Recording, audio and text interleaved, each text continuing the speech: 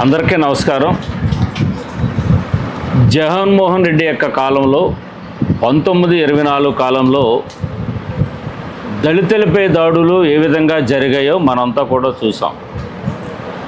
నా ఎస్సీలు నా బీసీలు అని చెప్పుకుంటూ అధికారంలోకి వచ్చిన తర్వాత జగన్మోహన్ రెడ్డిని వాళ్ళ దళిత దోహి జగన్మోహన్ రెడ్డి అని చెప్పక తప్పట్లేదని చెప్పని కూడా ఈ సందర్భంగా మీకు నేను తెలియజేస్తా ఉన్నా.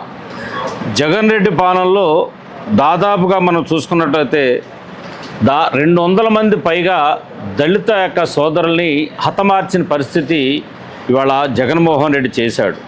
దానికి ఉదాహరణగా చెప్పుకోవాలంటే దళిత డాక్టర్ సుధాకర్ కానీ, డ్రైవర్ సుబ్రహ్మణ్యం కానీ, అదేవిధంగా డాక్టర్ అర్చన యొక్క ఘటనలే దీనికి ఒక ఉదాహరణలని కూడా చెప్పక తప్పదని చెప్పాను కూడా ఈ సందర్భంగా తెలియజేస్తా ఉన్నా. గతంతో మనం పోల్చుకున్నట్లయితే కనుక ఇవాళ తెలుగుదేశం పార్టీ హయాంలో దాడులు జరుగుతూ ఉన్నాయి, దళితులకు అన్యాయం జరుగుతున్నాయని చెప్తున్న పరిస్థితి ఇవాళ జగన్మోహన్ రెడ్డి చేస్తూ ఉన్నాడు. నేనేం చెప్తానంటే టీడీపీ 5 ఏళ్ల పాలనలో 8211 మంది మీద దళితులపై జరిగినటువంటి దాడులు జరిగితే ఇవాళ జగన్మోహన్ రెడ్డి వచ్చిన తర్వాత 5 ఏళ్ల పాలనలో 56,981 దళితులపై దాడులు జరిగినటువంటి సంఘటనలు ఇవాళ మనకి జరిగాయని చెప్పని కూడా ఈ సందర్భంగా మీకు నేను తెలియజేస్తా ఉన్నా. అదే కూడా దెబ్బలాడుకునేటువంటి పరిస్థితి ఉంటే వాళ్ళ మీద వైకాపా సంబంధించినటువంటి మోకలంతా కూడా పిడిగుద్దులతో గుద్ది వాళ్ళు అనేక దాడులు చేసిన పరిస్థితి కూడా ఇవాళ చేశారని చెప్పని కూడా ఈ సందర్భంగా మీకు తెలియజేస్తా ఉన్నా. ఇవాళ దళితులపై పెరిగినటువంటి దాడులు జగన్మోహన్ రెడ్డి వచ్చిన తర్వాత ఇవాళ డ్రైవర్ సుబ్రహ్మణ్యాన్ని డోలివరీ చేసినటువంటి నిందితుడు అనంతబాబు ఎవరైతే ఉన్నారో ఎమ్మెల్సీ, అతన్ని ఇవాళ కూడా పెట్టుకుని పక్కమట తిరుగుతున్నటువంటి పరిస్థితి ఉంది.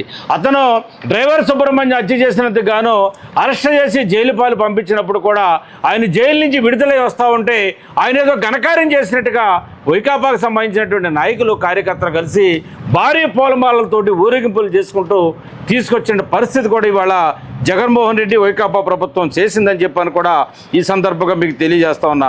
అంతేకాకుండా కోడికత్తి డ్రామాలో దళిత బిడ్డ జనుపల్లి శ్రీనివాస్ అనేటువంటి అతని మీద కోడికత్తి డ్రామాని ఏ విధంగా ఆడించారో, అతను జైలు పాలు చేసి అతని కుటుంబాన్ని వాళ్ళ కూడా రోడ్ల మీద పడేసి వాళ్ళ ఎన్ని ఇబ్బందులు పడేశారో కూడా మనం చూస్తూ ఉన్నాం.